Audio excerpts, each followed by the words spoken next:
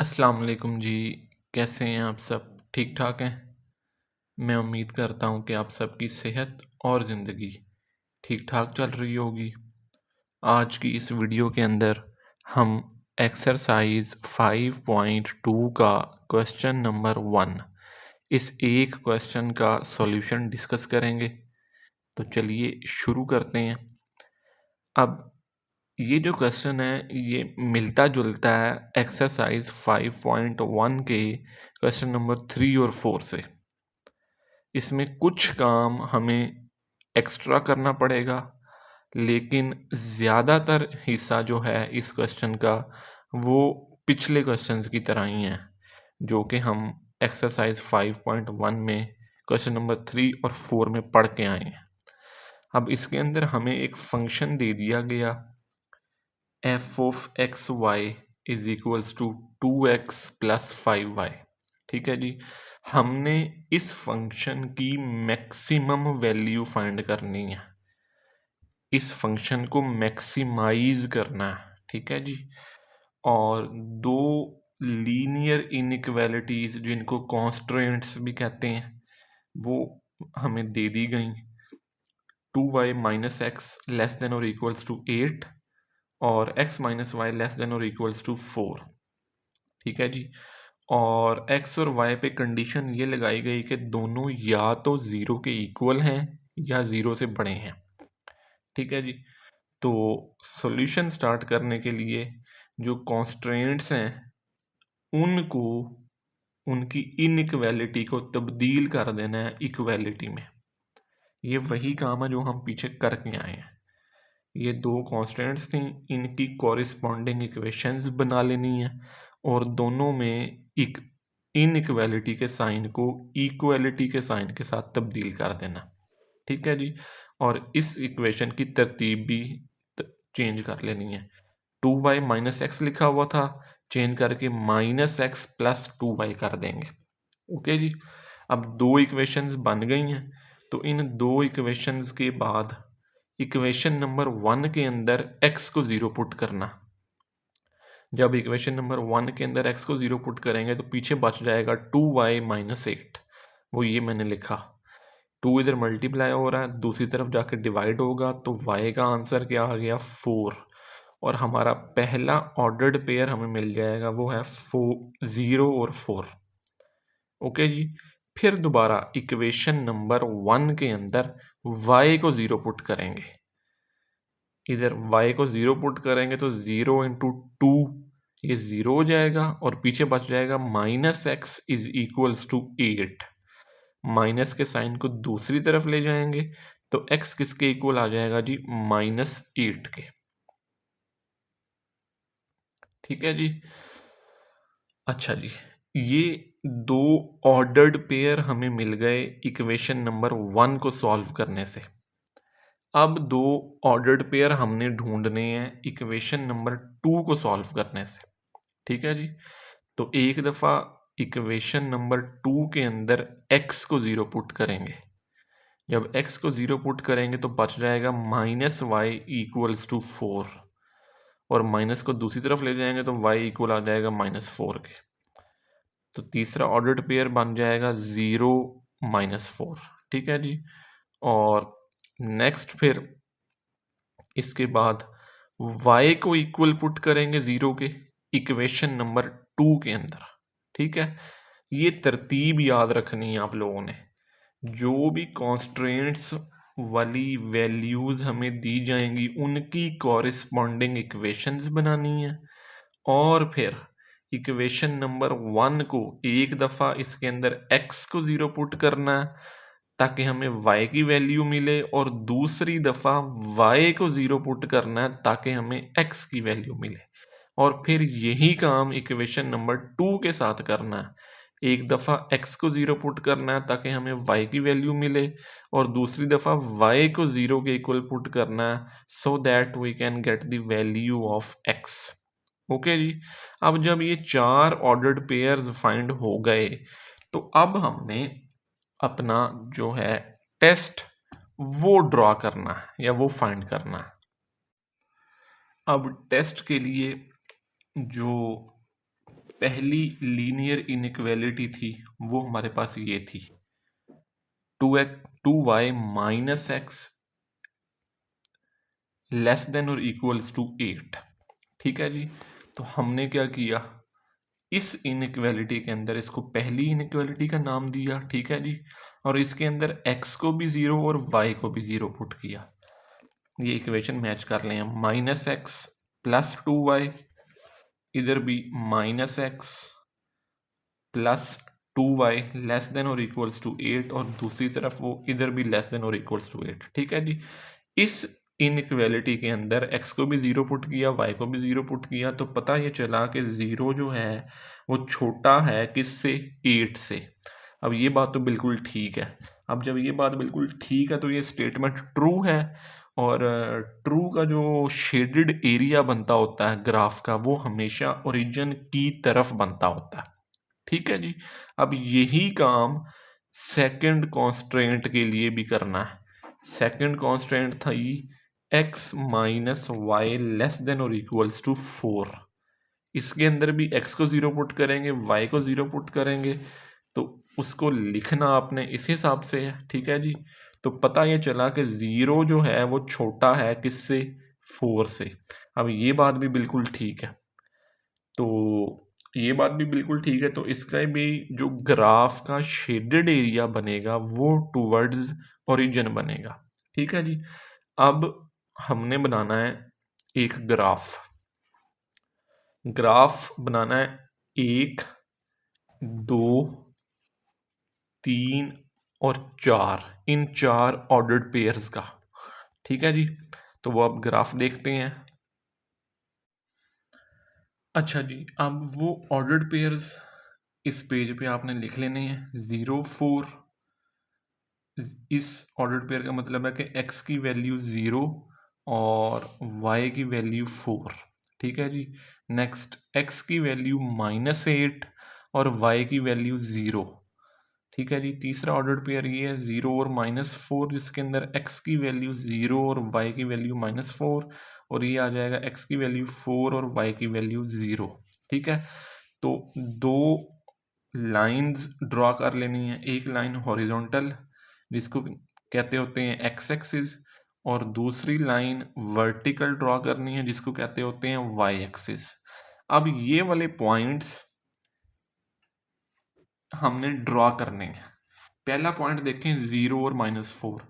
0 और -4 का मतलब ये है कि ये वाला पॉइंट वाई एक्सिस पे ड्रॉ करेंगे हम, जिसके अंदर x की वैल्यू जो है वो 0 होगी और y की वैल्यू 4 होगी। तो वो पहला पॉइंट बनेगा जी, ये वाला पॉइंट, ये वाला। ठीक है जी। यहाँ अगर आप चाहें तो लिख भी सकते हैं कि ये पॉइंट बनेगा 0 और 4।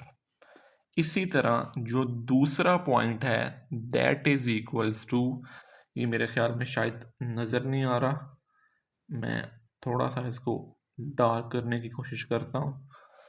अच्छा जी। तो सेकंड पॉइंट हमारा क्या बनेगा, ये अभी भी पढ़ा नहीं जा रहा तो हम इसको इससे लिख लेते हैं, 0 और 4। ठीक है जी। दूसरा पॉइंट हमारा बनेगा जी माइनस का 8 और 0। अब -8 x की वैल्यू -8 और y की वैल्यू 0। अब ओरिजिन से उल्टे हाथ की तरफ x की वैल्यू नेगेटिव होती है और ओरिजिन से सीधे हाथ की तरफ x की वैल्यू पॉजिटिव होती है। तो हमारी वैल्यू -8 है, तो -8 वाला पॉइंट ये है जी। ठीक है जी। अब हमने इन दोनों पॉइंट्स को ज्वाइन करना है, तो ये बन जाएगा जी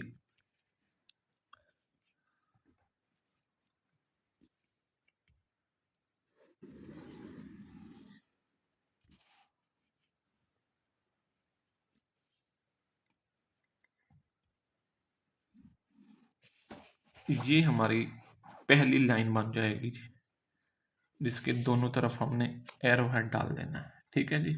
और ये जो पॉइंट, ये जो लाइन बनेगी ये इन दो पॉइंट्स की बनेगी। अब दूसरी लाइन इन दो पॉइंट्स की बनानी है, 0 और -4। 0 और -4 का मतलब है ये वाला पॉइंट, इसके अंदर वो x की वैल्यू 0 है और y की वैल्यू -4 है, और दूसरा पॉइंट हमारा बनेगा 4 और 0। ठीक है जी, 4 और 0 हमारा पॉइंट बनेगा इधर। अब हमने इन दोनों पॉइंट्स को ज्वाइन करना है। अब जब हम इन दोनों पॉइंट्स को ज्वाइन करेंगे तो जो लाइन हमें मिलेगी वो कुछ इस तरीके की होगी। ठीक है जी, तो एक्चुअली होना ये चाहिए था कि ये दोनों लाइंस एक दूसरे को बाइसेक्ट करती हैं, ये ठीक है जी। तो ये इसका ग्राफ कोई इस हिसाब का बनेगा। अब पहली लाइन की जो स्टेटमेंट थी टेस्ट वाली वो आई थी ट्रू। उसका मतलब है कि पहली लाइन का जो शेडेड एरिया था वो बनना था towards the origin, towards the origin बनना था।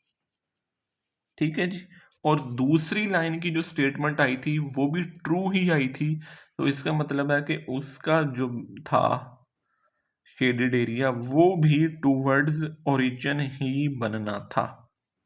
अब यहाँ पे ना एक इम्पॉर्टेंट पॉइंट जो आप लोगों ने याद रखना है हर एक क्वेश्चन में, कि ये रिस्ट्रिक्शन है, ये चीज रिप्रेजेंट करेगी कि आपका शेडेड एरिया कौन सा होगा। ये कंडीशन कहती है कि x भी ग्रेटर देन होना चाहिए 0 से और y भी ग्रेटर देन होना चाहिए 0 से। इसका मतलब है x की वैल्यू भी पॉजिटिव और y की वैल्यू भी पॉजिटिव होनी चाहिए शेडेड एरिया जहां आपने बनाना है। तो जब हम ये एक्स वाई प्लेन बनाते हैं ना, जिसमें एक्स एक्सिस भी होता है और वाई एक्सिस भी होता है, तो हमारे पास बेसिकली 4 क्वाड्रेंट बनते हैं। ये फर्स्ट क्वाड्रेंट, ये सेकंड क्वाड्रेंट, ये थर्ड और ये फोर्थ। पहले क्वाड्रेंट के अंदर x की वैल्यू भी पॉजिटिव होती है और y की वैल्यू भी पॉजिटिव होती है।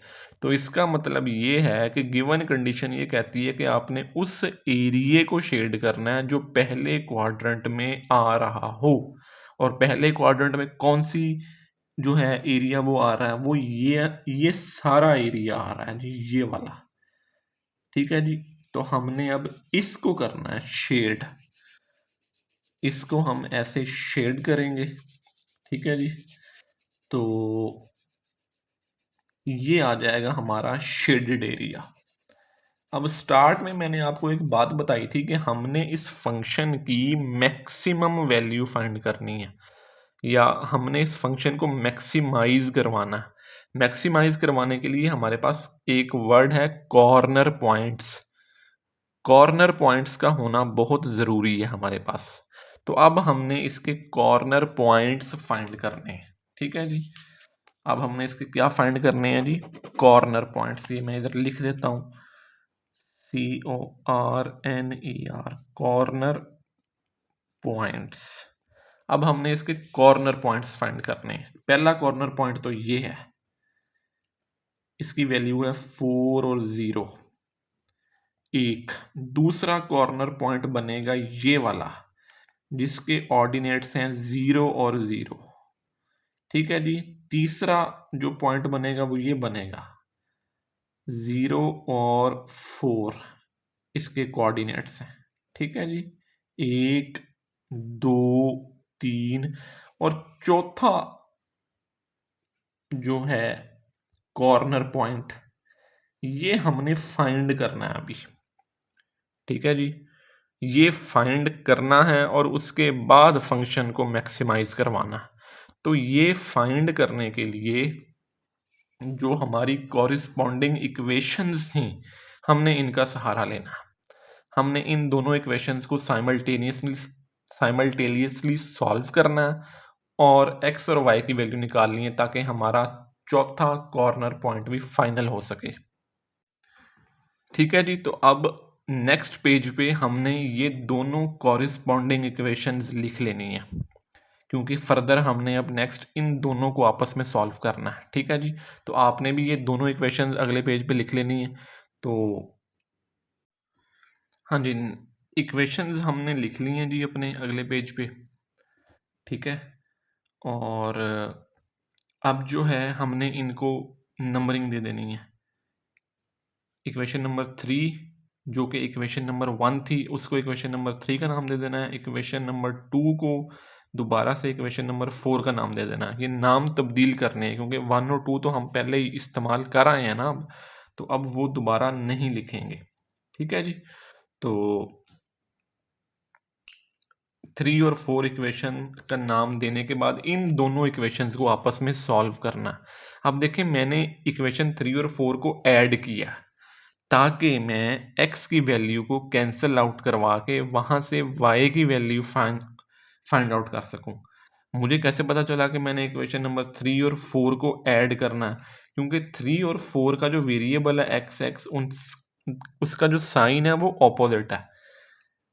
इक्वेशन नंबर 3 में x का साइन जो है वो नेगेटिव है और 4 में x का साइन पॉजिटिव है। जब भी आपके वेरिएबल्स के साइन ऑपोजिट हों, एक दूसरे के मुख्तलिफ हों, ठीक है जी, अगर एक प्लस है दूसरा माइनस हो या एक माइनस है तो दूसरा प्लस हो, जब इस तरह की कंडीशन बने तो आपने हमेशा उन दोनों इक्वेशंस को ऐड करना, और अगर साइन सेम है तो हमेशा सब्ट्रैक्ट करना है, उनको माइनस करना है, ठीक है जी। इन दोनों को ऐड किया तो x से x कैंसिल आउट हो गया, 2y माइनस वाई, तो ये y आ गया, और 8 के अंदर 4 को ऐड किया तो ये बन गया 12।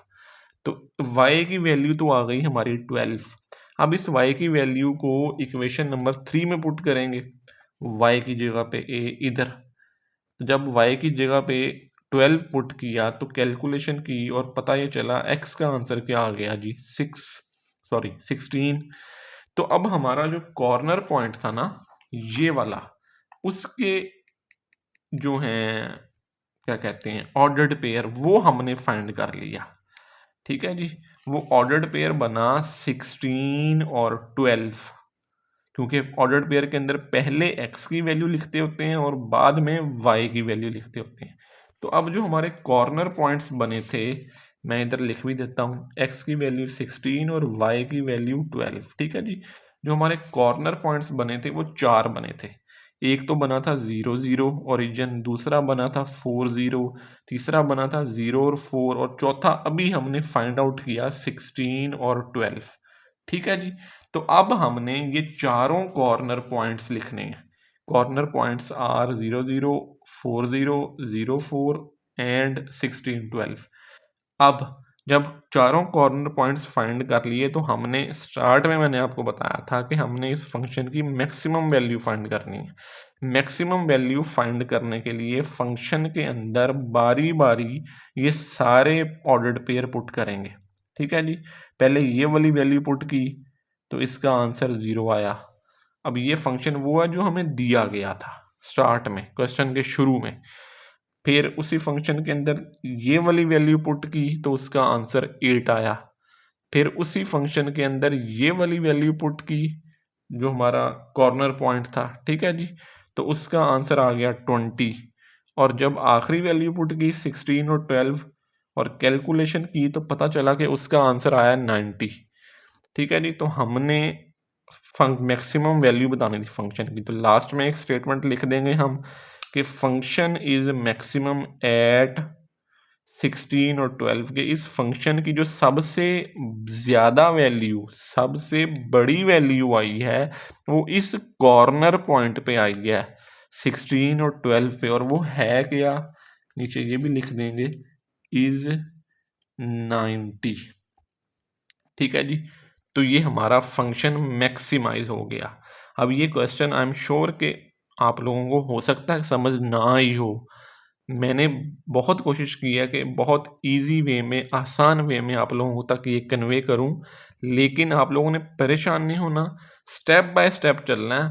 हमारे सारे क्वेश्चंस का सॉल्यूशन आएगा और ये आप भी सॉल्व कर सकते हैं, कोई परेशानी वाली बात नहीं है। सबसे पहला स्टेप याद रखना है, जो कॉन्स्ट्रेंट्स वाली लीनियर इनइक्वालिटीज़ होंगी उनका इस्तेमाल करते हुए कॉरेस्पॉन्डिंग इक्वेशंस बनानी है, जैसे यहाँ बनाई थी, ठीक है जी। कॉरेस्पॉन्डिंग इक्वेशंस बनाने के बाद उसके अंदर x और y इन दोनों की वैल्यू को 0 पुट करना था, ठीक हो गया जी। एक्स और वाई की वैल्यू को 0 पुट करने के बाद 4 ऑर्डर्ड पेयर आ जाने थे। फिर हमने टेस्ट फाइंड करना था पहली इनइक्वालिटी का, और फिर टेस्ट फाइंड करना है दूसरी इनइक्वालिटी का। ये टेस्ट फाइंड करने के बाद हमने अपना ग्राफ और अपना शेडेड एरिया इसको ड्रॉ करना है। ठीक है जी। इसको ड्रॉ करने के बाद नेक्स्ट जो हमारा काम होगा वो इक्वेशन नंबर 1 और 2 को दोबारा से लिख के एक्स और वाई की वैल्यूज फाइंड करने का होगा। और जब एक्स और वाई की वैल्यूज आ जाएं तो 4 कॉर्नर पॉइंट हमें मिल जाएंगे, और उनके मुताबिक फंक्शन की मैक्सिमम वैल्यू या मिनिमम वैल्यू, मतलब जो भी वैल्यू पूछी जाएगी वो हमने फाइंड कर देनी है। ठीक है जी। नेक्स्ट अब हम चलते हैं क्वेश्चन नंबर 2 की तरफ।